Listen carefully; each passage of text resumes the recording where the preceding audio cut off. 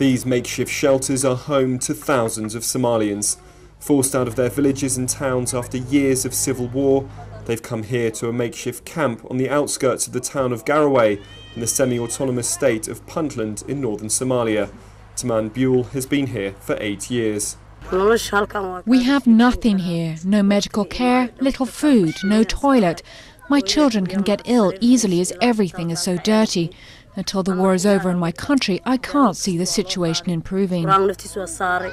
With 2,000 people sharing one water point and with little prospect of work, every day is a battle for survival. Around the town there are 10 other settlements housing around 6,000 people, a tiny percentage of the estimated 1.4 million Somalians who have had to flee their homes for other regions around the country.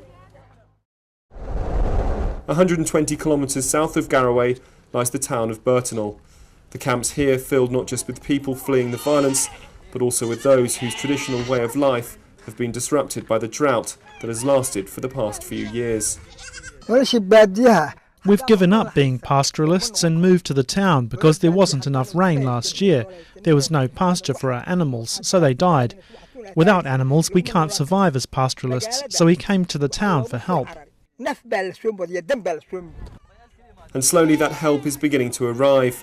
An animal vaccination programme paid for by the European Commission Humanitarian Aid Division has begun to help protect the animals that remain from disease. It's part of a €35 million aid package, but much more is needed. We just keep the standard to the bare needs of the people, but we are very, very far from the minimum acceptable standards in Garowe, obviously.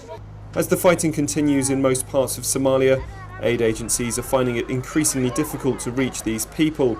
But those living in these makeshift camps hope more aid does arrive soon, and that one day they'll be able to return to their homes.